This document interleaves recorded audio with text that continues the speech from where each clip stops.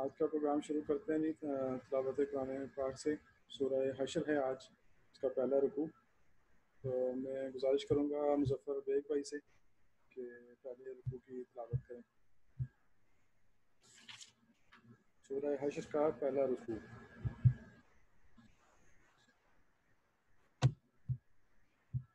باقی ساتھی بھی اگر اپنا ترجمے والا قرآن یا تفسیر پاس رکھ لیں گے تو یہ سمجھنے میں جو ہماری ڈسکشن ہوگی اس میں آسانی رہے گی۔ ظفر بھائی آپ انمیوٹ کر کے سٹارٹ کر دیں۔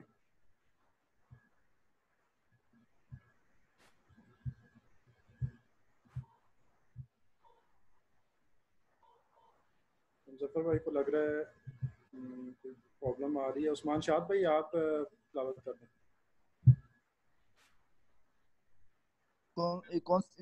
کون سی آیت؟ سورہ حشر کا سٹارٹ سے پہلی سٹارٹ سے ٹھیک ہے۔ اعوذ باللہ من الشیطان الرجیم، بسم اللہ الرحمن الرحیم، سبح للہ ما فی السماوات وما فی الارض وهو العزیز الحکیم، هو الذی اخرج الذین کفروا من اہل الكتاب من دیارهم لأول الحشر ما ظننتم ان يخرجوا وظنوا انهم مانعتهم حصونهم من الله فأتاهم الله من حيث لم يحتسبوا وكتب في قلوبهم الرعب يخربون بيوتهم بأيديهم وأيدي المؤمنين فاعتبروا يا أولي الأبصار ولولا أن كتب الله عليهم الجلاء لعذبهم في الدنيا ولهم في الآخرة عذاب النار ذلك بأنهم شاقوا الله ورسوله ومن يشاق الله فإن الله شديد العقاب ما قطعتم من لينة أو تركتموها قائمة على أصولها فبإذن الله وليخزي الفاسقين وما أفاء الله على رسوله منهم فما أوجفتم عليه من خيل ولا ركاب ولكن الله يسلط رسله على من يشاء والله على كل شيء قدير ما أفاء الله على رسوله من أهل القرى فلله وللرسول ولذي القربى واليتامى والمساكين وابن السبيل كي لا يكون دولة منكم وما آتاكم الرسول فخذوه وما نهاكم عنه فانتهوا واتقوا الله إن الله شديد العقاب للفقراء المهاجرين الذين أخرجوا من ديارهم وأموالهم يبتغون فضلا من الله ورضوانا وينصرون الله ورسله أولئك هم الصادقون والذين تبوأوا الدار والإيمان من قبلهم يحبون من هاجر إليهم ولا يجدون في صدورهم حاجة مما أوتوا ويؤثرون على أنفسهم ولو كان بهم خصاصة ومن يوق شح نفسه فأولئك هم المفلحون والذين جاءوا من بعدهم يقولون ربنا اغفر لنا ولإخواننا الذين سبقونا بالإيمان ولا تجعل في قلوبنا غلا للذين آمنوا ربنا إنك رؤوف رحيم.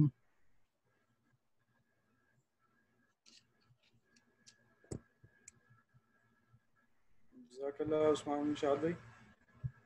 یعقوب بھائی سے گزارش ہے کہ وہ اس کا ترجمہ پڑھ دیں سورہ حشر کے پہلے رکوع کا۔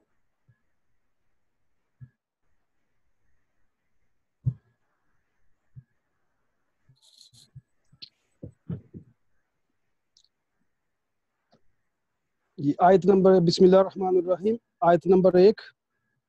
اللہ ہی کی تسبیح کی ہے ہر اس چیز نے جو آسمانوں اور زمین میں ہے، اور وہی غالب اور حکیم ہے۔ اس کی تفسیر بھی بیان کرنی ہے یا صرف ترجمہ ہی پڑھنا؟ صرف ترجمہ۔ صرف ترجمہ، ٹھیک ہے۔ آیت نمبر 2 کا ترجمہ ہے، وہی ہے جس نے اہل کتاب کافروں کو پہلے ہی حملے میں ان کے گھروں سے نکال باہر کیا، تمہیں ہرگز یہ گمان نہ تھا کہ وہ نکل جائیں گے، اور وہ بھی یہ سمجھے بیٹھے تھے کہ ان کی گھڑیاں انہیں اللہ سے بچا لیں گی، مگر اللہ ایسے رخ سے ان پر آیا جدھر ان کا خیال بھی نہ گیا تھا، اس نے ان کے دلوں میں رعب ڈال دیا، نتیجہ یہ ہوا کہ وہ خود اپنے ہاتھوں سے بھی اپنے گھروں کو برباد کر رہے تھے اور مومنوں کے ہاتھوں میں بھی برباد کروا رہے تھے، پس عبرت حاصل کرو اے دیدہ بینا رکھنے والو۔ آگے آیت نمبر 3 کا ترجمہ ہے، اگر اللہ نے ان کے حق میں جلا وطنی نہ لکھ دی ہوتی تو نہ دنیا ہی میں وہ انہیں عذاب دے ڈالتا اور آخرت میں بھی تو ان کے لیے دوزخ کا عذاب ہے۔ یہ سب کچھ اس لیے ہوا کہ انہوں نے اللہ اور اس کے رسول کا مقابلہ کیا، اور جو بھی اللہ کا مقابلہ کرے گا اللہ اس کو ساتھ دینے میں بہت سخت ہے۔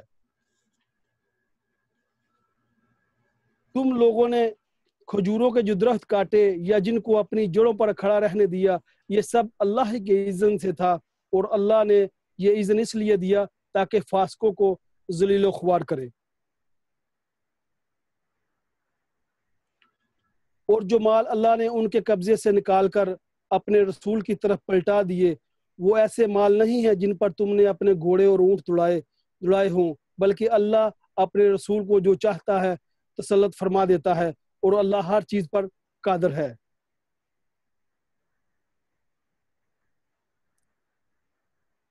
اور جو کچھ بھی اللہ ان بستیوں کے لوگوں سے اپنے رسول کی طرف پلٹا دے، وہ اللہ اور رسول اور رشتہ داروں اور یتامہ اور مساکین اور مسافروں کے لیے ہے، تاکہ وہ تمہارے مالداروں ہی کے درمیان گردش نہ کرتا رہے۔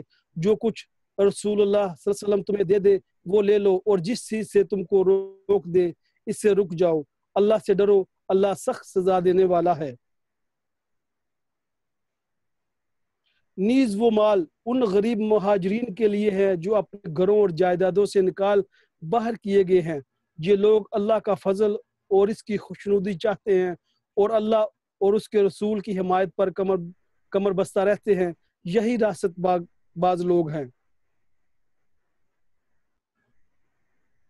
اور وہ ان لوگوں کے لیے بھی ہے جو ان مہاجرین کے آمد سے پہلے ہی ایمان لا کر دارالہجرت میں مقیم تھے، یہ ان لوگوں سے محبت کرتے ہیں جو ہجرت کر کے ان کے پاس آئے ہیں، اور جو کچھ بھی ان کو دے دیا جائے اس کی کوئی حاجت تک یہ اپنے دلوں میں محسوس نہیں کرتے، اور اپنی ذات پر دوسروں کو ترجیح دیتے ہیں، خواہ وہ اپنی جگہ خود محتاج ہوں۔ حقیقت یہ ہے کہ جو لوگ اپنے دل کی تنگی سے بچا لیے گئے ہیں وہی فلاح پانے والے ہیں۔ اور وہ ان لوگوں کے لیے بھی ہے جو ان اگلوں کے بعد آئے، جو کہتے ہیں کہ اے ہمارے رب ہمیں اور ہمارے ان سب بھائیوں کو بخش دے جو ہم سے پہلے ایمان لائے ہیں، اور ہمارے دلوں میں اہل ایمان کے لیے کوئی بغض نہ رکھ، اے ہمارے رب تو بڑا مہربان اور رحیم ہے۔ صدق اللہ۔ جزاک اللہ یعقوب بھائی۔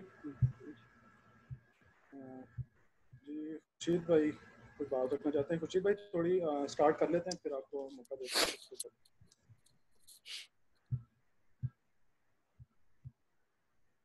آپ کے سامنے سورہ حشر کا پہلا رکوع کی تلاوت اور ترجمہ پیش کیا گیا ہے۔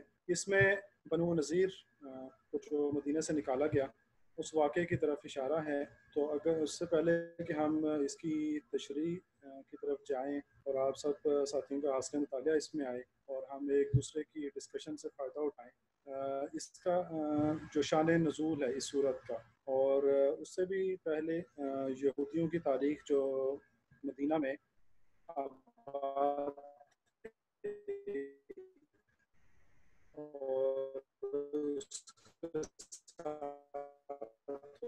حضرت جو یہاں پہلے سے آباد تھے، ایک تاریخی پس منظر آپ کے ساتھ مقدمہ شیئر بھی ہوا تھا، تو اگر جن ساتھیوں نے وہ سنا ہے تو وہ اپنا انپٹ دینا چاہیں تو وہ ریز ہینڈ کا آپشن یوز کر سکتے ہیں، اور ساتھ میں اگر ویڈیو بھی آن ہو تو وہ زیادہ بہتر ہے، ان کے جو تاثرات وہ سامنے آئیں گے۔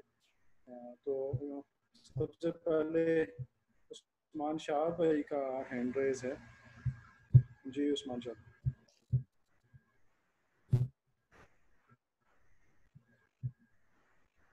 جی جی جی ہیلو. جی عثمان بھائی.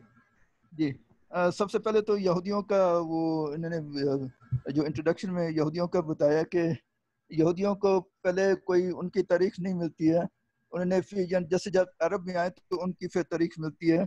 تو 70 ہجری میں 70 عیسوی میں ان کا وہ جو ٹیمپل ڈسٹروائے یعنی کہ رومنز نے ان کا ٹیمپل ڈسٹروائے کیا تھا.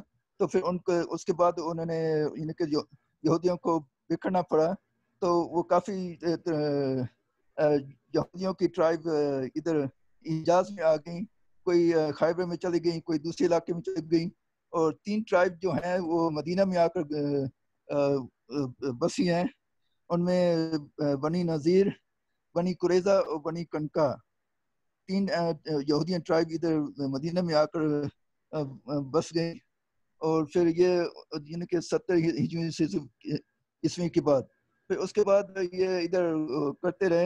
اور پھر جب 400 یا 500 عیسوی کے بعد جب وہ فلڈ آیا یمن میں, تو اس میں کافی ادھر یمن کی ٹرائبس ادھر حجاز میں آ گئیں.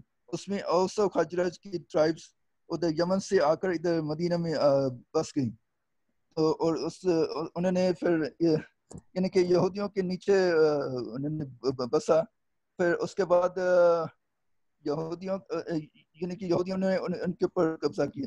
لیکن اوس و خزرج نے اپنے بھائی جو غسفان سیریا سے ہیلپ لے کر ان سے لے کر یہودیوں کے اوپر یعنی کہ مسلط ہو گئے. اور پھر اوس و خزرج مدینہ پر چھائے گئے. اور یہ ساری جو یہودین ٹرائب ہیں وہ مدینہ. تو اس کے بعد پھر یہودیوں نے کافی عرصہ تک یعنی کہ یہاں بستے رہے.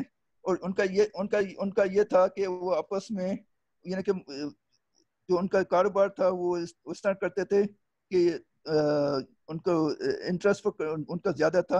اور یہ چاہتے تھے کہ جو اوس و خزرج ہیں, جو عرب ٹرائبز ہیں, وہ آپس میں ملے نہیں. وہ ان میں آپس میں جنگ کھوڑی رکھتے تھے تاکہ وہ آپس میں ملے نہیں.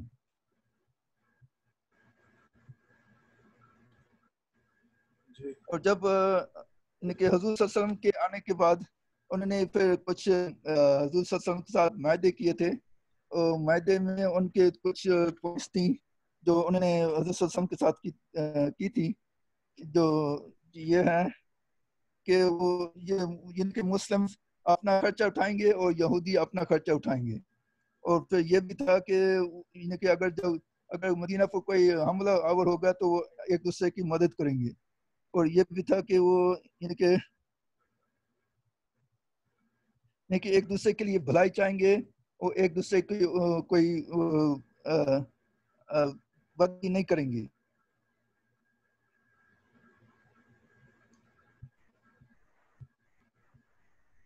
اور یہ بھی تھا کہ یہ قریش کو وہ پناہ نہیں دیں گے. اور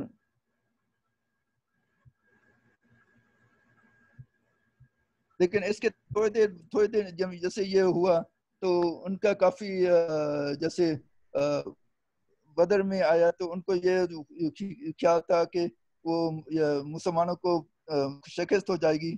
انہوں نے یہاں تک کر دیا تھا کہ اعلان کر دیا تھا کہ حضور صلی اللہ علیہ وسلم شہید ہو گئے. لیکن جب ان کو فتح ہو گئی تو وہ کافی یعنی کہ ان کی مایوسی ہوئی. تو انہوں نے جب اگلے سال احد ہوا تو ان کو جب مسلمانوں کو کافی نقصان پڑا تو اس پر کافی وہ خوش ہوئی. تو ان کو کافی یعنی کہ دل افزائی ہوئی. تو انہوں نے کافی کوششیں کی مسلمانوں کے اندر ووٹ ڈالنے کی. لیکن وہ اس طرح وہ زیادہ ناکام ہوئے. تو اسی سلسلے میں انہوں نے 4 ہجری میں انہوں نے ایک کوشش کی تھی. پہلے تو وہ بنی کنکا نے وہ کافی سازشیں کی تھی. تو حضور صلی اللہ علیہ وسلم نے ان کو 3 ہجری میں ان کو مدینہ سے ایکسپیل کر دیا تھا. تو اس کے بعد پھر 4 ہجری میں یہ بنی نذیر نے بھی ایک قافلہ تھا جو اس میں 70 صحابی شہید ہوئے تھے. ایک واپسی پر ایک صحابی نے کسی عامر نے وہ کسی دوسرے قبیلے سے جن کا وہ ساتھ معاہدہ تھا ان کے 2 آدمی شہید کر 2 آدمی قتل کر دیے. تو اس میں ان کا معاہدہ تھا حضور صلی اللہ علیہ وسلم کے ساتھ. تو ان کو اس نے وہ پھر غلطی سے ان کو قتل کر دیا. تو پھر حضور صلی اللہ علیہ وسلم جب اپنا یعنی کہ وہ جب بلڈ منی دینے گئے تو اس کے بعد بنو نذیر نے یہ پلاٹ کیا کہ حضور صلی اللہ علیہ وسلم کو قتل کرنے کا. لیکن کہ اس کے پہلے وہ ہو جائے اللہ تعالیٰ نے ان کو وحی کر دی تھی کہ یہ آپ کو قتل کرنے کا ہے. تو اسی سلسلے میں یہ صورت پھر نازل ہوئی تھی بنو نذیر کے جو ان کو نکالا گیا مدینہ سے. تو اسی سلسلے میں یہ صورت نازل ہوئی تھی.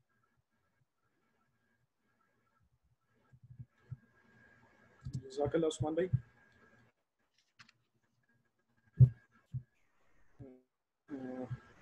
مقدمہ اور پس منظر مدینہ کی جغرافیائی جو تقسیم تھی اس میں بتایا کہ 3 قبائل یہودی تھے، بنو قینقاع، بنو نذیر اور بنو قریظہ. بنو قینقاع کو غزوہ بدر کے بعد نکال دیا گیا تھا ان کی جو سازشیں تھیں اور ان کے معاہدے پر عمل نہ کرنے کی وجہ سے. اور یہ جو صورت آئی ہے ابھی نازل ہوئی ہے یہ بنو نذیر کے بارے میں ہے جس میں ان کو نکالے جانے کے بارے میں حکم ہے ساری جو بتایا گیا ہے. اصل میں جو معاہدہ تھا نبی کریم صلی اللہ علیہ وسلم نے مدینہ میں آنے کے بعد کیا تھا اس معاہدے پہ ایک تو بنی نذیر نے عمل نہیں کیا غزوہ احد میں کیونکہ اس معاہدے میں یہ درج تھا کہ کوئی بھی حملہ آور ہوگا مدینہ پر تو سب مل کر اس کا دفاع کریں گے. انہوں نے ایک تو ان کی یہ تھی غلطی، انہوں نے معاہدہ پہ عمل نہیں کیا. دوسری انہوں نے نبی کریم صلی اللہ علیہ وسلم کو شہید کرنے کی کوشش کی. اور یہ جو دوسری وجہ تھی سری وجہ تھی عثمان بھائی نے ڈیٹیل میں بتایا ہے. اور نبی کریم صلی اللہ علیہ وسلم کو جب اللہ تعالیٰ نے خبر دے دی اور نبی کریم صلی اللہ علیہ وسلم نے انہیں بتایا کہ آپ نے یہ سازش کی ہے تو وہ اس کا انکار نہیں کر سکے. اور اس کا انکار نہ کرنے کی کیا وجہ کہہ سکتے تھے کہ ہم نہیں مانتے. لیکن اس بارے میں یہ ہے کہ جب ابو سفیان رضی اللہ عنہ نے قیصر روم کے سامنے قیصر روم نے پوچھا تھا کہ اپنے جو آپ کے شخص جنہوں نے نبوت کا دعویٰ کیا ہے ان کے بارے میں بتائیں.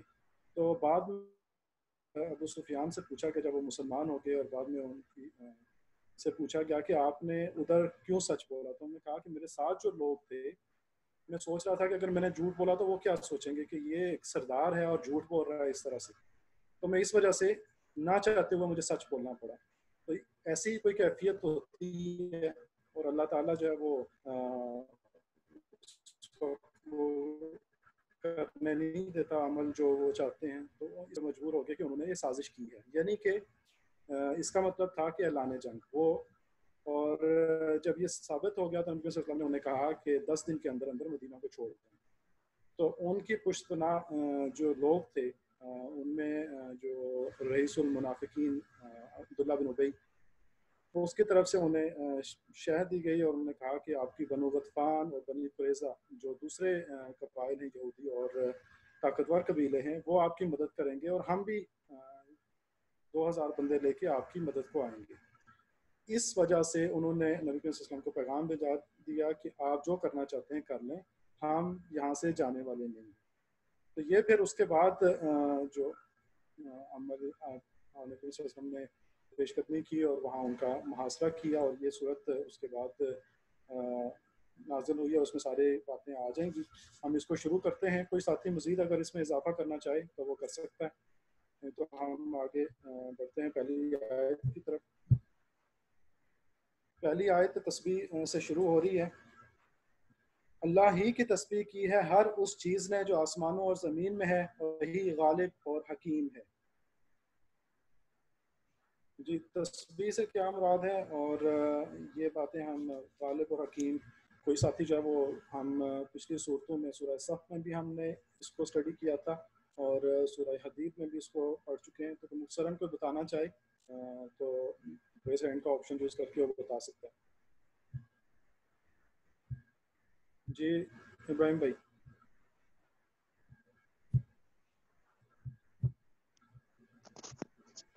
ایک تو نام صاحب ہم ویسے تفصیلی طور پہ تو اس حوالے سے سورہ حدید میں پڑھ چکے ہیں، لیکن جو مفہوم ہمارے سامنے آتا ہے وہ یہی ہے کہ جو بھی جتنی بھی دنیا کے اندر مخلوقات ہیں، چرند پرند انسان، یہ سارے کے سارے زبان سے بھی اللہ تعالیٰ کا ذکر کر رہے ہیں. ہم مختلف حوالوں سے سمجھتے بھی ہیں اور جانتے بھی ہیں. جو دوسری چیز ہمارے سامنے آتی ہے وہ یہ بھی ہے کہ جو اللہ تعالیٰ کی مخلوقات ہیں، یہ چاند، سورج، ستارے اور پورے کا پورا جو نظام کائنات ہے، یہ بھی جس طرح سورہ یاسین میں اس طرف اشارہ کیا گیا ہے کہ زمین اور سورج اور چاند سارے کے سارے جو ہیں یہ اپنے اپنے مدار میں گھوم رہے ہیں. ٹھیک ہے، اور سورج صبح نکلتا ہے، شام کو غروب ہوتا ہے، اسی طرح چاند شام کو نکلتا ہے، ستارے نکلتے ہیں. یہ پورے کا پورا جو نظام شمسی ہمارے سامنے ہے اور پورے کی پوری دنیا کی جو مخلوقات ہمارے سامنے ہیں، یہ جس طریقے سے چل رہی ہیں یہ بھی اللہ کی تسبیح ہی کی شکل ہے. اور جو ہم زبانوں سے اور دوسری مخلوقات زبان سے جو اللہ کا ذکر کرتے ہیں یہ بھی اللہ تعالیٰ کی تسبیح ہی ہے. اور غالب اور حکیم کے بارے میں ہم نے یہ بھی پڑھا تھا کہ عام دنیا کے اندر اگر کوئی بندہ طاقت میں آ جاتا ہے تو وہ اپنے طاقت کے نشے میں ہو سکتا ہے کہ اس کے پاس حکمت نہیں ہوتی اور وہ غلط فیصلے کر جاتا ہے. لیکن اللہ تعالیٰ ایسا غالب ہے کہ جب اس کے پاس ازل سے طاقت ہے اور ابد تک رہے گی، اور اس میں کوئی ذرہ برابر بھی شک شبہ نہیں ہے کہ اللہ تعالیٰ کی جو حکمت ہے وہ کسی طرح سے معذور ہو سکتی ہو یا اس میں کسی چیز کی کمی آ سکتی ہو. اللہ تعالیٰ کے تمام جو فیصلے ہیں، جو تمام چیزیں ہیں، وہ بڑی حکمت کے ساتھ چل رہی ہیں، اس میں کسی قسم کا کوئی جول نظر نہیں آتا. جزاک اللہ. جی جزاک اللہ. دوسری آیت کی طرف چلتے ہیں. وہی ہے جس نے اہل کتاب کافروں کو پہلے ہی حملے میں ان کے گھروں سے باہر نکال دیا. تو میں ہرگز یہ گمان نہ تھا کہ وہ نکل جائیں گے، اور وہ بھی یہ سمجھے بیٹھے تھے کہ ان کی گھڑیاں انہیں اللہ سے بچا لیں گی. پوری آیت کا ترجمہ نہیں کرتے، یہیں تک کرتے ہیں. اس میں سب سے پہلی بات آئی ہے کہ پہلے ہی حملے میں، اور دوسری بات یہ آئی کہ اللہ سے بچا لیں گے.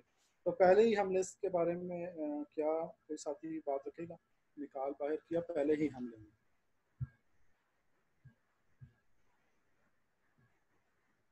جی مظفر بھائی انمیوٹ کر لیں.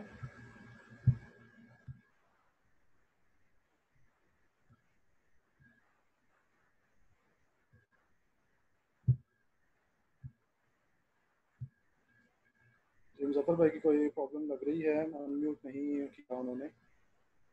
تو یہ پہلے ہی حملے سے یہاں جو آپ کو آواز آ رہی ہے میری؟ جی جی آ رہی ہے. جی بات کریں. ہلو جی جی بات کریں مظفر بھائی. ہلو جی جی بات کریں مظفر بھائی، بات کریں. ہلو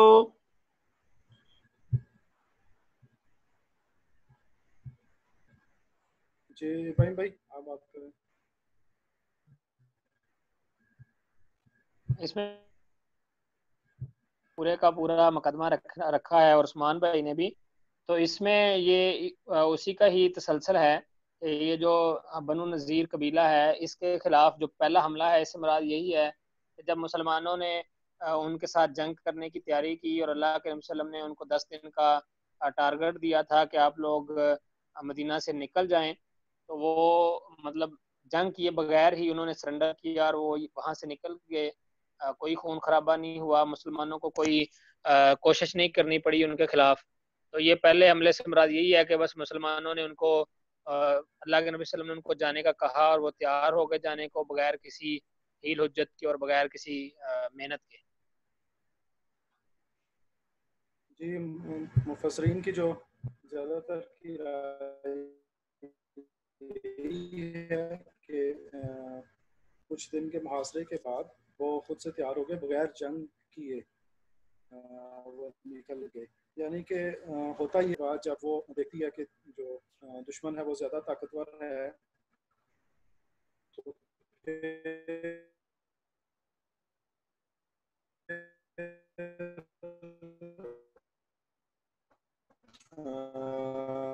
جو اپنے قلعوں میں چلے جاتے ہیں اور وہاں پہ بھی مقابلہ کرتے ہیں. پہلے ہی حملے میں انہوں نے سرنڈر کر دیا اور تیار ہو اللہ سے بچا لیں گے. ان کی گھڑیاں انہیں اللہ سے بچا لیں گی. اس بارے میں کوئی ساتھی بتائیں کیا انہیں پتا تھا کہ وہ اللہ سے مقابلہ کر رہے ہیں؟ جی ساتھیوں نے مطالعہ کیا ہوا آج؟ کوئی ریز ہینڈ جو ہے وہ کم ہو رہے ہیں. جی مظفر بیگ بھائی آپ کو ان میوٹ کیا جا رہا ہے, آپ بات کریں. ابھی آپ کو ان میوٹ کرنا پڑے گا پھر آپ بات کر سکیں گے.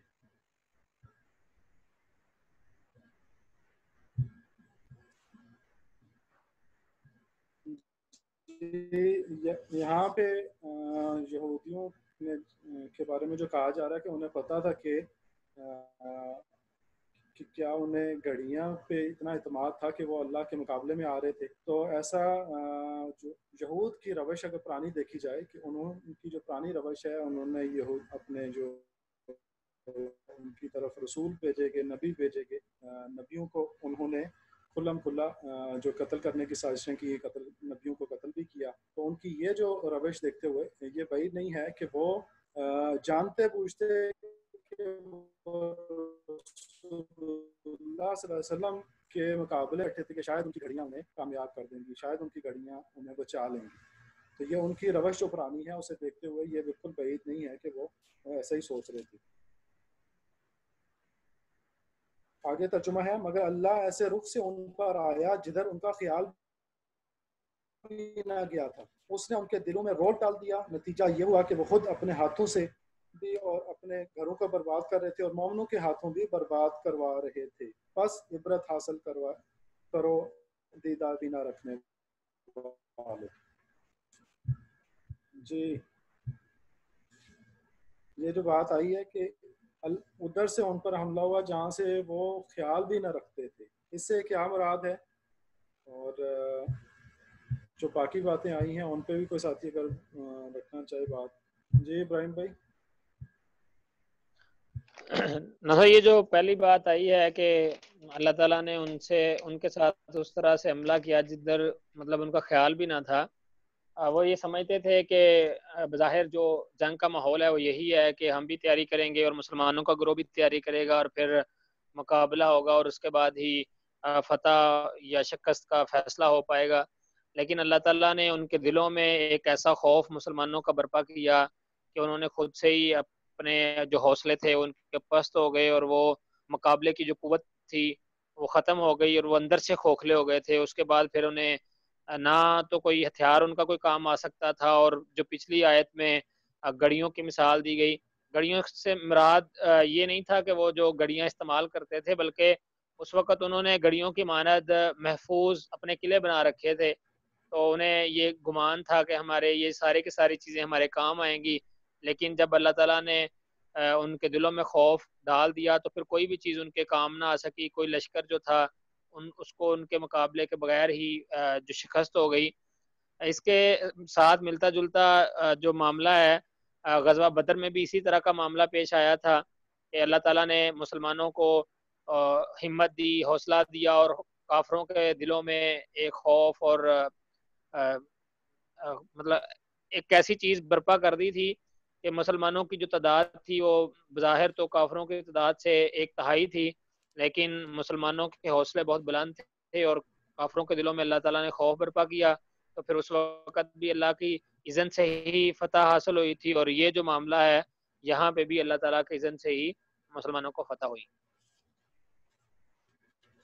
جی جزاک اللہ. اینڈ پہ بات آ رہی ہے, بس عبرت حاصل کرو عدیدہ بینا رکھنے والے. جی عبداللطیف بھائی. اس میں پہلے والے پوائنٹ میں یہ بھی بات ہے کہ ان کی تباہی, کچھ باتیں تو ابراہیم بھائی نے رکھی ہیں کہ ان کی تباہی 2 طرح سے ہوئی تھی. ایک تو پہلا تو تھا کہ مسلمانوں نے ان کا محاصرہ کر کے ان کی جو قلعہ بندیاں تھیں ان کو توڑنا شروع کر دیا تھا, اور دوسرا انہوں نے خود سے جو مسلمانوں کا راستہ روکنے کے لیے جو جگہ جگہ پہ پتھر رکھنے شروع کیے تھے اور لکڑیوں کی رکاوٹیں کھڑی کرنی شروع کی تھی. تو وہ لکڑیاں اور پتھر اپنے گھروں سے جو انہوں نے توڑا تھا, گھر بنائے تھے بڑے بڑے قلعے, ان کو توڑ کر وہ وہاں سے لکڑیاں لا رہے تھے اور تیر لا رہے تھے، پتھر لا رہے تھے، تو وہ اپنے گھروں کو توڑ توڑ کر ملبہ جمع کر رہے تھے۔ تو پھر جب ان کو یہ شکست کا سامنا ہوا، پھر ان کی جب نبی صلی اللہ علیہ وآلہ وسلم کے ساتھ صلح کی شرط پہ صلح ہوئی، تو پھر انہوں نے کہا کہ ہماری جانیں اگر بخش دی جائیں تو ہم یہاں سے چلے جائیں۔ تو دوسرا انہوں نے یہ بھی شرط رکھی کہ ہمارے جو چیز ہم یہاں سے لے جا سکتے ہیں وہ ہمیں لے جانے کی بھی اجازت ہو۔ تو اس سلسلہ، اور دوسرا ان کا یہ تھا کہ ہمارے یہ جو قلعے ہیں اور ہماری جو لکڑیاں یا جو ہم نے مضبوط چیزیں بنائی ہوئی ہیں ان کو کھیڑ دو تاکہ بعد میں مسلمانوں کے کام بھی نہ آ سکیں، یہ بھی ان کے ذہن میں تھا۔ تو انہوں نے اس کو سب کو توڑنا شروع کیا، اور توڑ کے پھر جب وہ جانے لگے تو اپنے ساتھ اپنی اونٹوں پہ بڑے بڑے شتیر اور لکڑیاں جو تھیں وہ بھی اٹھا کر کھڑکیاں، دروازے، کھونٹیاں جو ان کے ہاتھ میں آیا وہ اپنے اپنے اونٹوں پہ لاد کے وہ اپنے ساتھ لے گئے۔ جی جزاک اللہ۔ جی بات آگے اس پوری آیت پہ آخر پہ جو بات آئی ہے کہ بس عبرت حاصل کرو اے دیدہ بینا رکھنے والوں، یہ بڑی اہم بات ہے۔ یہ تو اس سے نصیحت حاصل کرنے کا ان لوگوں کو بھی کہا گیا ہے جو اب باقی تھے، تیسرا گروہ یہود ہے، اس سے ان کو بھی تنبیہ کی گئی ہے کہ اس سے عبرت پکڑ لو کہ اگر یہی روش برقرار رکھو گے، اگر ایسے ہی روش اختیار کرو گے تو تمہارا بھی یہی ہوگا۔ اور یہ قیامت تک کے لیے عبرت ہے یہ والا واقعہ کہ اللہ تعالیٰ اگر چاہے کسی کے دل میں روب ڈالنا تو وہ طاقت رکھنے کے باوجود مغلوب ہو جاتا ہے۔ بنو نذیر جو تھے وہ طاقتور گڑیاں رکھتے تھے، اسلحہ رکھتے تھے، اور ان کی افرادی قوت مسلمانوں سے زیادہ تھی، لیکن ایسا روب ان کے دلوں پہ بیٹھا، اللہ نے ایسا بٹھا دیا کہ وہ ہتھیار ڈالنے پر اور اپنا علاقہ، اپنی سب کچھ چھوڑ کر جانے پہ بھی تیار ہو گئے۔ تو یہ عبرت ہے یہ واقعہ قیامت تک کے لیے۔ اگلی آیت نمبر 3 ہے، اگر اللہ نے ان کے حق میں جلاوطنی نہ لکھتی ہوتی تو دنیا ہی میں وہ انہیں عذاب دے ڈالتا، اور آخرت میں تو ان کے لیے دوزخ کا عذاب ہے ہی۔ یہ سب کچھ اس لیے ہوا کہ انہوں نے اللہ اور اس کے رسول کا مقابلہ کیا، اور جو بھی اللہ کا مقابلہ کرے اللہ اس کو سخت سزا دینے میں بہت سخت ہے، اللہ اس کو سزا دینے میں بہت سخت ہے۔ یہاں پہ جو بات آئی ہے کہ انہیں عذاب دے ڈالتا، اگر اس نے جلاوطن کرنے کا ارادہ نہ کیا ہوتا تو یہیں پہ انہیں عذاب دے ڈالتا۔ اس حوالے سے کوئی ساتھی بات رکھنا چاہتا ہے؟ ریز ہینڈ کا آپشن یوز کر سکتے ہیں جو نئے ساتھی آئے ہیں اور فرسٹ ٹائم جوائن کر رہے ہیں۔ جی اکمل بھائی انمیوٹ کر لیں آپ۔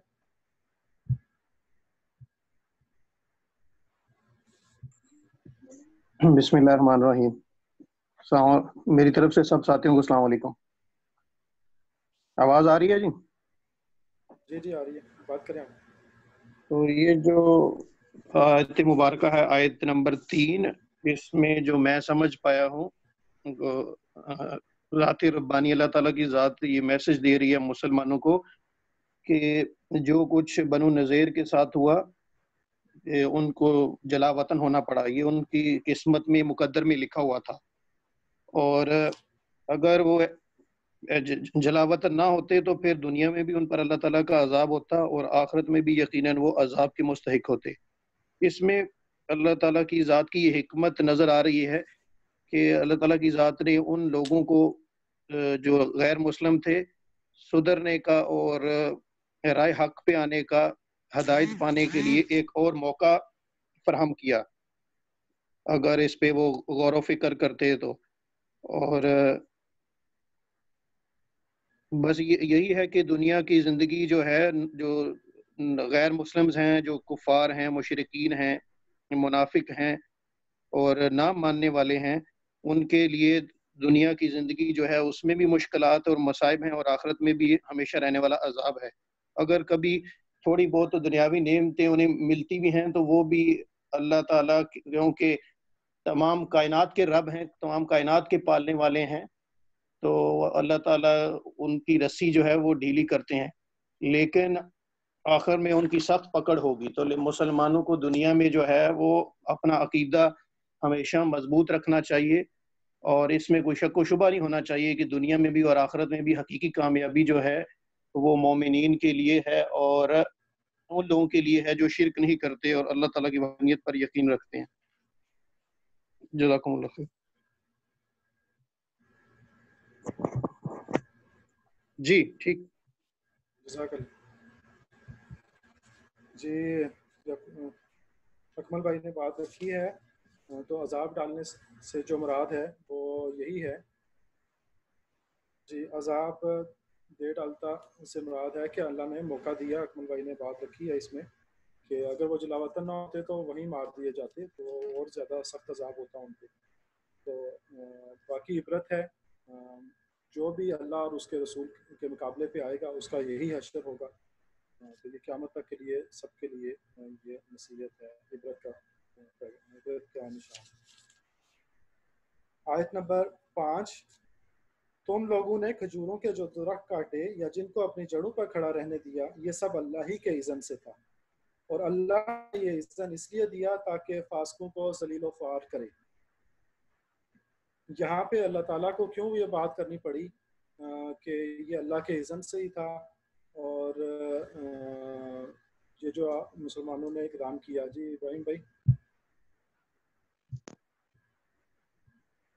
اللہ تعالیٰ کہہ لیں ایک طرح کی توسیع کر رہے ہیں یا ایک وضاحت پیش کر رہے ہیں یہاں پہ، کیونکہ اس وقت جو بنو نذیر کی بستی کے ارد گرد درخت تھے وہ مسلمانوں نے اللہ کے نبی صلی اللہ علیہ وسلم کے حکم سے کاٹے کچھ اور کچھ کو کھڑا رہنے دیا، اور جو درخت کاٹے وہ اس لیے کاٹے تھے چونکہ جو جنگ تھی اس میں جو نقل و حرکت تھی اس میں جو مسلمانوں کو خدشہ تھا کہ یہ جو درخت ہیں یہ ہماری نقل و حرکت میں آ سکتے ہیں، یہ ہمارے سامنے رکاوٹ ہو سکتے ہیں، تو وہ مسلمانوں نے ان کو ختم کر دیا، وہاں سے اکھاڑ دیا۔ تو پھر اس وقت جو مدینہ کے منافقین تھے انہوں نے یہ بات کرنی شروع کر دی کہ اللہ کے نبی صلی اللہ علیہ وسلم ایک طرف تو کہتے ہیں کہ فساد فی الارض نہیں ہونا چاہیے، اور دوسری طرف یہ خود ہی فساد فی الارض کی طرف جا رہے ہیں۔ تو پھر اسی کی وضاحت یہاں پہ اللہ تعالیٰ نے کی ہے۔ تو پھر اس میں سے ہمارے لیے آج کے دور میں بھی ایک مسئلہ نکلتا ہے کہ جو جب جنگی صورتحال ہوتی ہے تو وہ عام حالات سے ہٹ کے ہوتی ہے۔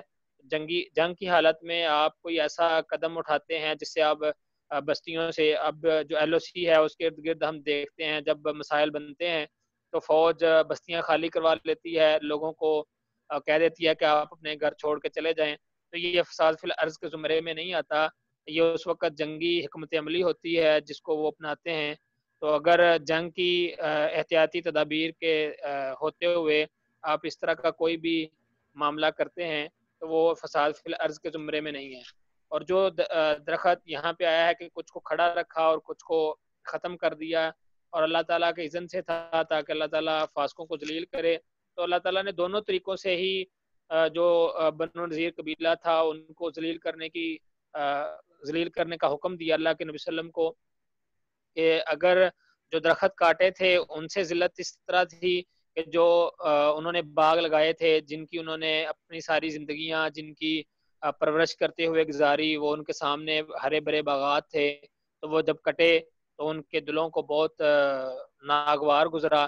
ایک اللہ تعالیٰ نے اس طرح سے ان کو اذیت دی، اور پھر جب وہ 10 دن کے اندر اندر ہی انہوں نے اپنا قبیلہ چھوڑا، اپنے گھر بار چھوڑے اور مدینہ سے ہجرت کی، تو جو درخت رہ گئے تھے ان کو دیکھتے ہوئے بھی ان کو بہت زیادہ تکلیف ہوئی کہ یہ وہی درخت ہیں، یہ وہی باغات ہیں جن سے ہم کھاتے تھے، جن سے ہماری نسلیں آباد تھیں، تو ہم ان کو ہرا بھرا چھوڑ کے جا رہے ہیں۔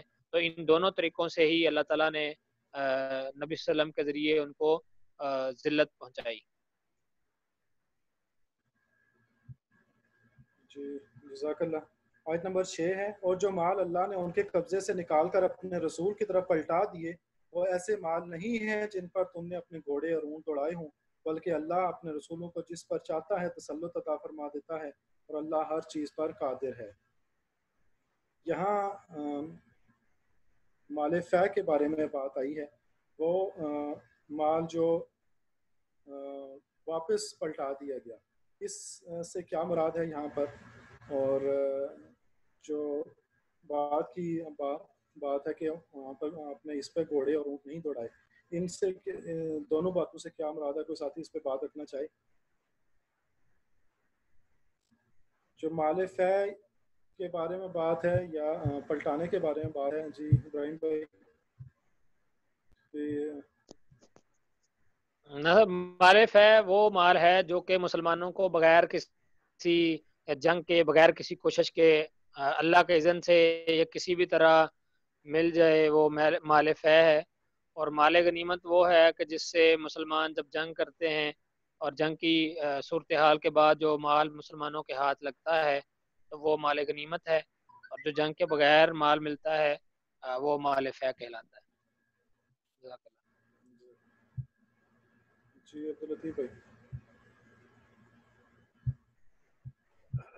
اصل میں اس میں جو بات آئی ہے نا کہ جو مال جو کچھ پلٹا دیا ان سے اللہ نے اور اپنے رسول کی طرف، تو اس میں جو لطیف بات وہ یہ ہے کہ جو زمین اور ساری کائنات چونکہ اللہ تعالیٰ کی ملکیت ہے، اور اس میں زمین میں جو چیز اگتی ہے، جو کچھ چیزیں پائی جاتی ہیں، سب کچھ یہ سب بھی دراصل حقیقت میں تو اللہ تعالیٰ ہی کا ہے، یہ کسی شخص کا نہیں ہے بلکہ اللہ تعالیٰ کا ہے.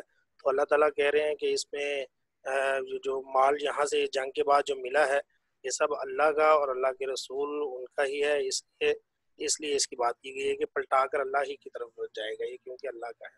یہ بات کا اشارہ ہے اس میں. جزاک اللہ. جی عبداللطیف بھائی نے اس پر بات رکھ دی ہے کہ اللہ نے ہی مال عطا کیا ہوا ہے جس کو وہ چاہتا ہے، اور جب مرضی وہ چاہے تو واپس اہل حق کو لوٹا دے، یعنی جو صحیح معنی اس کے حقدار ہیں ان کو لوٹا دے.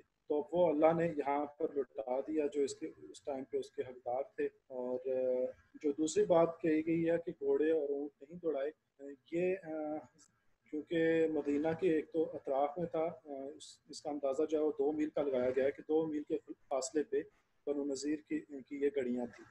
اور وہاں پر بھی جو پہلے بات آ گئی ہے کہ صرف اللہ نے ان کے دلوں میں رعب ڈال دیا، اس رعب کی وجہ سے وہ ہتھیار ڈالنے پہ مجبور ہو گئے. تو اس حوالے سے یہاں پہ بات آئی ہے کہ اس پہ مسلمانوں نے دوڑے نہیں دوڑائی، یعنی کہ کوئی جنگ نہیں ہوئی، جو مسلمانوں کا اس میں کوئی اس طرح سے کنٹریبیوشن بڑا نہیں ہے. جو احکام پہلے مال غنیمت کے بارے میں آئے تھے، آپ یہاں پہ فیک کے مال کے بارے میں آئے ہیں، اس لیے کہ جہاں پہ ڈائریکٹ جنگ کی نوبت نہ آئے تو اس پہ جو احکامات ہیں وہ مختلف ہیں. عبداللطیف بھائی آپ بات کرنا چاہ رہے ہیں یا پرانا ہینڈ ریز ہے؟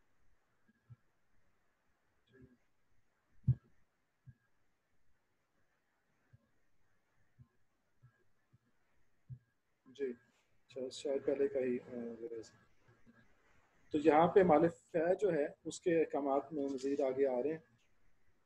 اگلی آیت ہے، جو کچھ بھی اللہ ان بستیوں کے لوگوں سے اپنے رسول کی طرف پلٹا دے وہ اللہ اور رسول اور رشتہ داروں اور یتامہ اور مساکین اور مسافروں کے لیے، تاکہ وہ تمہارے مالداروں ہی کے درمیان گردش نہ کرتا رہے. جو کچھ رسول تمہیں دے وہ لے لو، جس چیز سے وہ تم کو روک دے اس سے رک جاؤ، اللہ سے ڈرو، اللہ سخت سزا دینے والا. بہت اہم آیت ہے، اور ہماری جو معاشرت ہے، ہماری جو قانون سازی ہے، اس میں یہ آیت بہت ہی اہمیت کی حامل ہے. پہلی بات تو یہ کہ جو پچھلی آیت میں بات چل رہی تھی مال غنیمت اور مال فہ میں فرق، وہ آپ ساتھیوں کو پتہ ہی ہوگا. سورہ احزاب میں، سورہ انفال میں اس بارے میں تفصیلی احکامات آ چکے ہیں کہ سب سے پہلے تو یہ کہا گیا تھا کہ مال تو اللہ اور اس کے رسول کا ہے، اور اس کے بعد یہ بات آئی تھی کہ اللہ نے جو اس کی تقسیم بتائی تھی کہ 4 حصے جو جنگ کرنے والے ہیں ان میں تقسیم ہوں گے، جو سوار ہیں ان کو 2 حصے ملیں گے، اور جو پیدل تھے ان کو 1 حصہ ملے گا، اور 5واں حصہ اللہ اور اس کے رسول کا ہے. اور اس میں ہم فہ کے مال کے بارے میں آ رہے ہیں، یہ سب اللہ کا اور اس کے رسول کا ہے. اور پھر آگے بتایا جا رہا ہے کہ یہ مسافروں کا، مساکین کا ہے، اور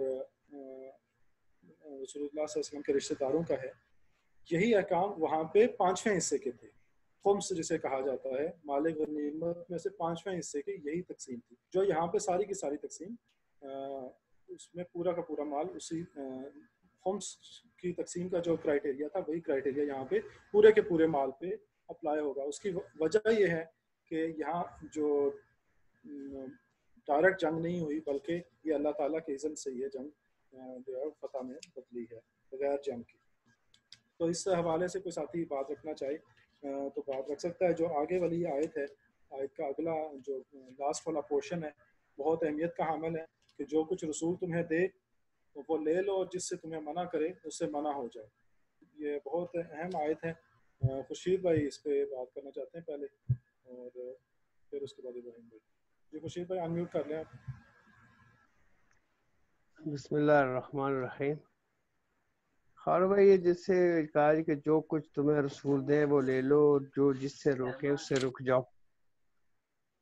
मेरे जहन में एक चीज़ आती है, वो ये कि आज इस कोरोना के दौर में हमें बताया गया है कि घर से निकलोगे तो मास्क लगा के निकलना और हैंड ग्लोव लगा के निकलना और एहतियात करना।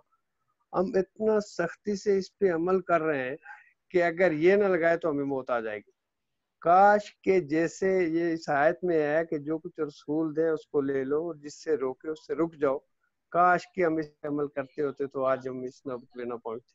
तो ये हमारे लिए आज के इस दौर के लिए ये इशारा मिल रहा है हमें कि ये सबक है हमारे लिए, अगर हम गौर करें इस पे तो हमें अल्लाह के अहकामात और नबी सल्लल्लाहु अलैहि वसल्लम के अहकामात को इसी तरह सीरियस लेना चाहिए जैसे आज के इस कोरोना की वजह से हम कितने ले रहे हैं उसके।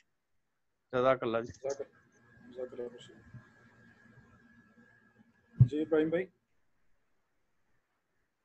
नाज़िम साहब इसके पहले हिस्से में जो बात है ताकि वो तुम्हारे मालदारों ही के दरमियान गर्दश न करता रहे, तो इसके हवाले से मैं ये बात अर्ज करना चाहता हूँ कि ये जो अल्लाह ताला ने सूद का जो निज़ाम कुरान मजीद में हराम करार दिया, वो भी इसीलिए करार दिया ताकि जो माल है वो बार बार अमीरों की तरफ ही ना जाए। जो ज़कात और उशर का सिस्टम है वो भी इसीलिए कि जो माल है वो सिर्फ अमीरों के दरमियान ना हो बल्कि गरीबों के दरमियान हो। और फिर जो फौज शुदगान होते हैं जो अपनी जायदाद छोड़ के चले जाते हैं, तो वो भी कुरान मजीद ने जो पूरे का पूरा विरासत का निज़ाम मुतारफ़ करवाया, वो भी इसीलिए करवाया था कि सिर्फ चंद लोग जो हैं वो दौलत के ऊपर काबज़ न रहें, और पूरे माशरे के अंदर जो दौलत है वो गरीब तबके तक भी उसका जो हिस्सा है वो पहुँचना चाहिए। और ये साथ ही इसके मिलती जो आयत है, जो भी आपने जिक्र किया कि जो कुछ रसूल सल्लम तुम्हें दें वो ले लो और जिस चीज़ से तुम्हें रोक दें उससे रुक जाओ। सही है। तो यहाँ पे दोनों चीज़ों की तरफ इशारा है। एक तो स्पेसिफिकली इस आयत के साथ भी इसका तर्जुमा है कि जो माल गनीमत का मामला चल रहा है कि उस पे किस किस का हक है। तो अल्लाह ताला इस हवाले से भी मुसलमानों को, उस वक़्त के जो मुसलमान थे उनको ये तंबीह कर रहे हैं कि जो अल्लाह के नबी तुमको दे रहे हैं वो ले लो, और ये जो दूसरा हिस्सा है कि जिससे तुम्हें जिस चीज़ से तुमको रोक दें उससे रुक जाओ, ये उस वक़्त के मुसलमानों के लिए भी था और फिर रहती दुनिया तक के मुसलमानों के लिए है। सही है। ये जो अल्लाह के नबी सल्लम के अहकामात हैं, जो सुन्नत है, जो अहादीस हैं, ये सारे का सारा जो है ये उस तरफ इशारा है कि अल्लाह के नबी सल्लम ने जिस जिस काम की तरफ हमें बुलाया हमें वो काम करना है। जिसको हराम हलाल पूरी की पूरी जो तफसील इस पे बयान की जा सकती है कि अल्लाह के नबी सल्लम ने अपने कौल से अपने फेल से जिस अमल को करने की इजाज़त दी वो हमें ज़रूर करना है, और जिस अमल से उन्होंने रुके हैं वो, और जिस काम से रुकने का उन्होंने अपनी जुबान से कहा है उनसे हमने रुकना है।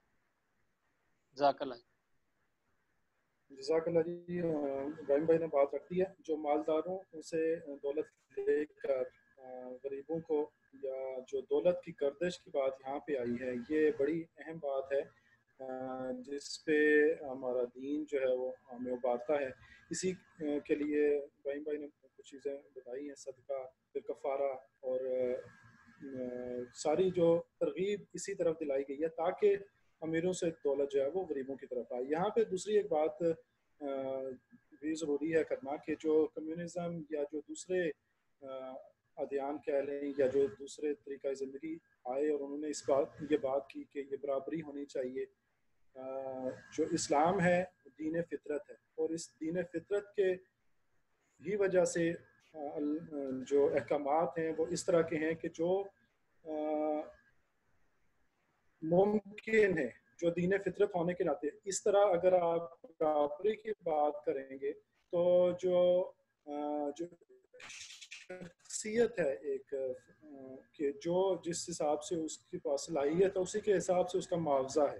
تو یہ جو کمیونزم اسی وجہ سے جو اپنی موت وہ آپ مر چکا ہے آپ کہ برابری اس لحاظ سے ممکن ہی نہیں ہے. جی عثمان شاہ بھائی کچھ بات کرنا چاہ رہے ہیں؟ عثمان شاہ بھائی. جی وہ آخری آیت کی آخری پارٹ کے لیے حوالے سے 2 حدیثیں ہیں. ایک وہ ابو ہریرہ کی حدیث ہے کہ انہوں نے کہا کہ حضور صلی اللہ علیہ وسلم نے کہا کہ آپ یعنی کہ اپنی پوری کوشش کریں کہ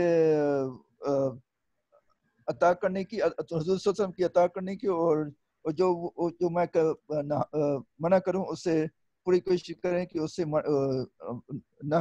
نزدیک نہ جائیں.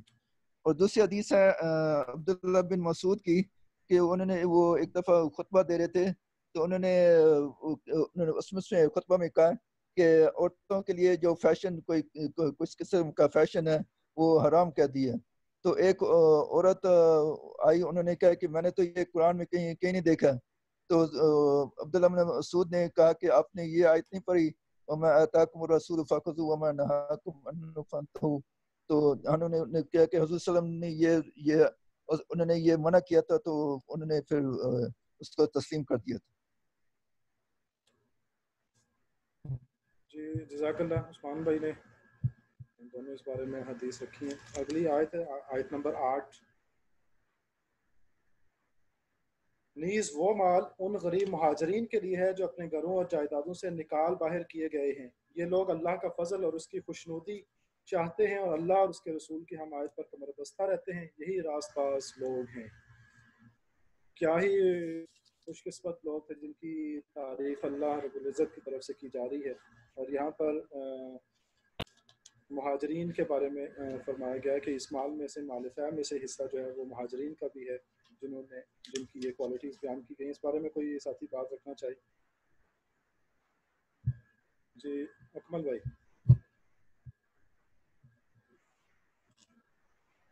بسم اللہ الرحمن الرحیم.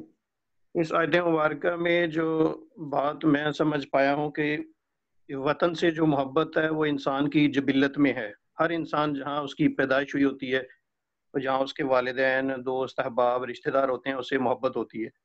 اور جو بہترین ہجرت ہے وہ اللہ تعالیٰ کی، جو لوگ ایک جگہ سے اللہ تعالیٰ کے دین کے غلبے کے لیے یا کفار یا مشرکین منافقین ان کے ظلم و ستم سے بچنے کے لیے، اسلام کی سربلندی کے لیے ایک جگہ سے دوسری جگہ ہجرت کرتے ہیں، وہی سب سے بہترین ہجرت ہے. لیکن عمومی طور پر آج بھی ہمارے معاشرے میں کوئی ہمارے علاقے میں، گاؤں میں، بستی میں دوسرے شہر علاقے سے ہجرت کر کے آئے تو اس کو جو ہے مہاجر کہہ کر پکارا جاتا ہے، اور اس کو اس کی اہمیت اور قدر و قیمت جو ہے وہ اپنے برابر جو مقامی لوگ ہیں وہ نہیں سمجھتے. وہ کہتے ہیں کہ ہم یہاں کے مقامی ہیں، یہ مہاجر ہیں. تو اسی لیے اللہ تعالیٰ کی ذات نے شاید یہ آیت مبارکہ نازل فرمائی کہ جو مال ہے یا مال غنیمت اگر ہو یا اللہ تعالیٰ کی راستے میں جہاد کرنے سے جو بھی مال حاصل ہو، اس میں مہاجرین جو ہے ان کو بھی ان کا حق دیا جائے، اور بلکہ وہ اس لحاظ سے افضل ہیں کہ انہوں نے اللہ تعالیٰ کی دین کی خاطر جو ہے وہ اپنے گھر بار چھوڑے. اور یہ ان کے سچے ہونے پر بھی جو ہے مور ثبت کی گئی کہ ظاہری بات ہے جو آدمی سچا ہو وہی اپنا گھر بار اور تمام پیاری چیزیں، دنیاوی چیزیں جو ہیں وہ چھوڑ کر تو اللہ کی راہ میں نکلتا ہے. جزاک اللہ خیر.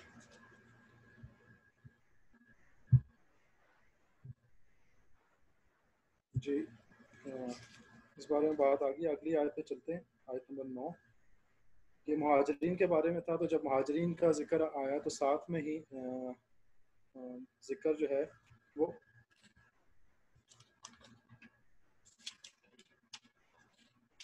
انصار کے بارے میں بھی آ گیا ہے، اور وہ ان لوگوں کے لیے بھی ہے جو ان مہاجرین کی آمد سے پہلے ہی ایمان لا کر دار الہجرت میں مقیم تھے.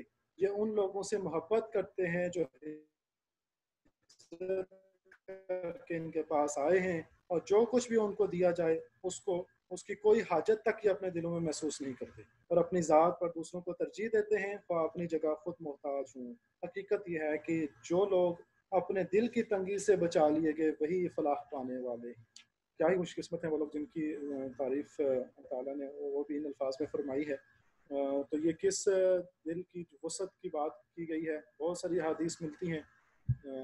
जी पहले अब्दुल लतीफ़ भाई। जी असल में ये तारीफ़ मदीना तैयबा के जो अंसार थे उनकी की गई है।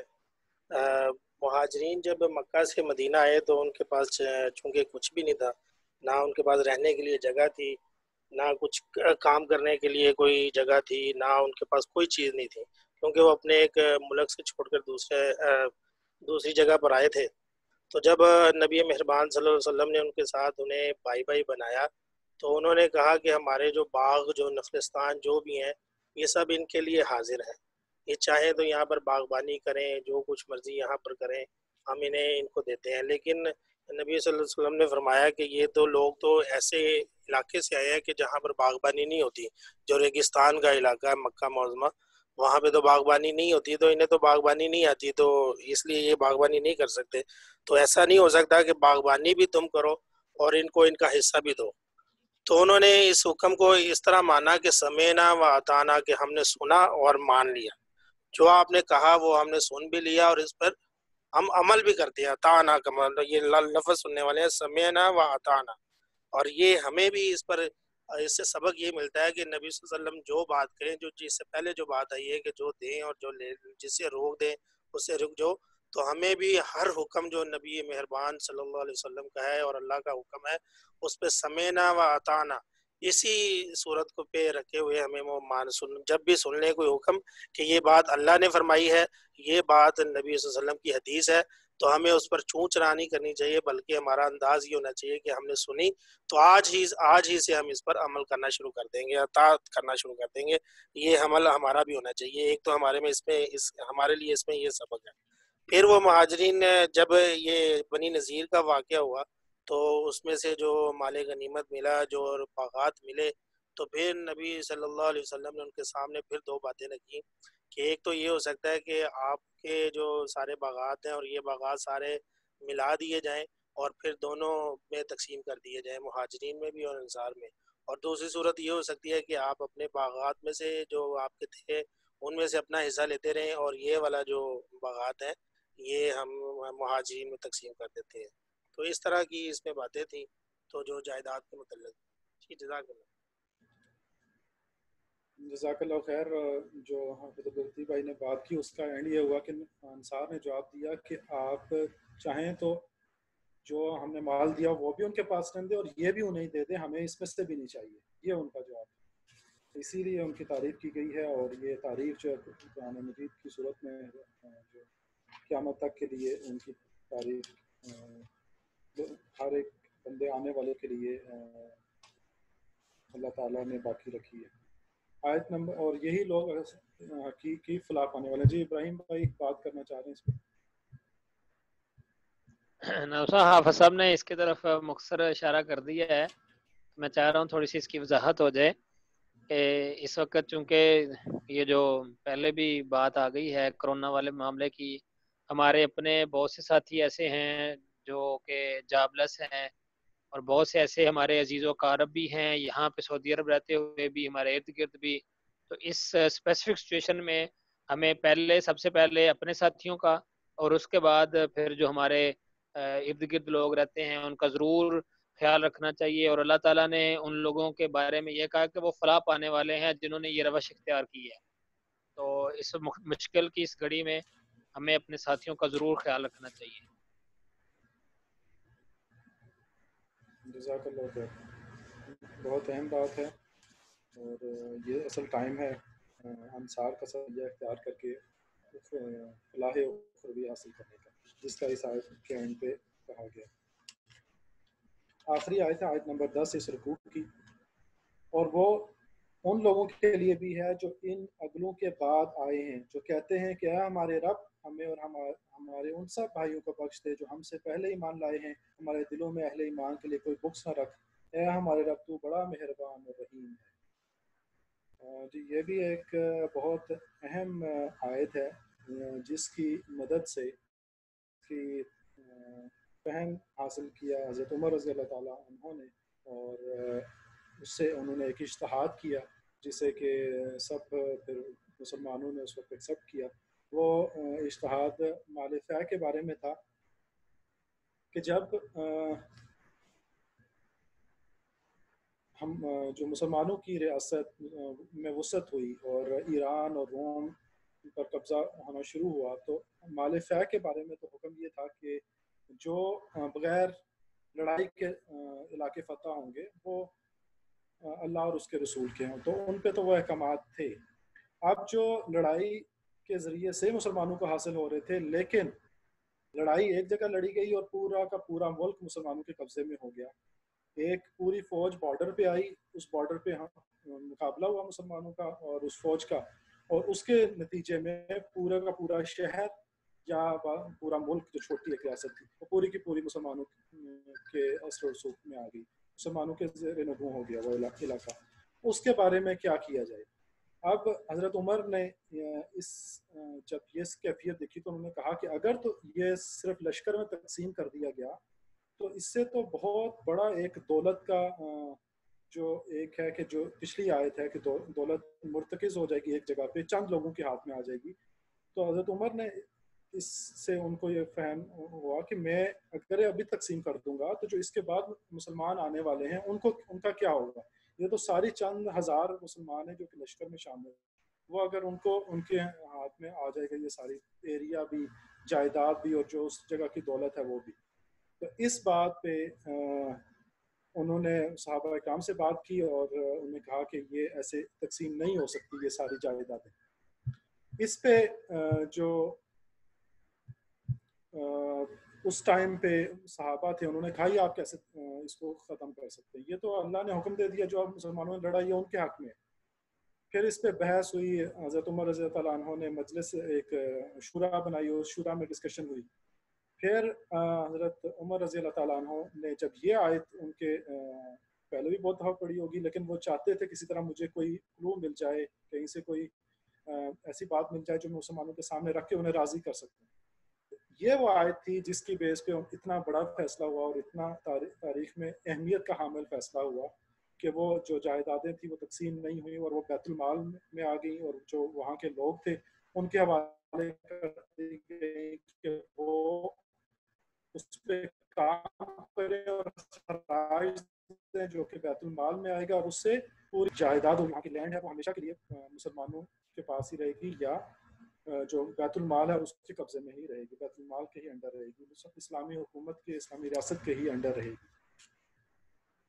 تو یہ اس پہ اگر آپ ترجمہ دوبارہ ہم پڑھتے ہیں تو غور کریں تو یہ کیا بات تھی جس کی وجہ سے حضرت عمر نے اس سے یہ اجتہاد لیا.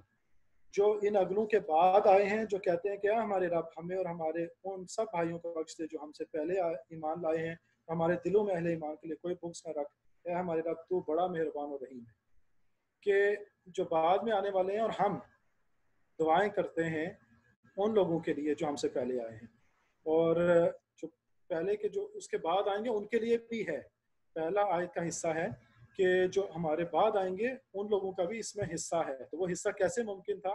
وہ اسی طرح ممکن تھا کہ وہ اسلامی ریاست کے انڈر جائیدادیں آ جائیں اور ان کی جو ریاست ہے اس کی اصلاح کے لیے وہاں سے خراج کے ذریعے سے اس کا کام ہو. خورشید بھائی کا ہینڈ ریز تھا، کوئی بات اگر اس سلسلے میں کرنا چاہ رہے ہیں وہ، یا پہلے کا ہینڈ ریز تھا مجھے اندازہ نہیں ہے.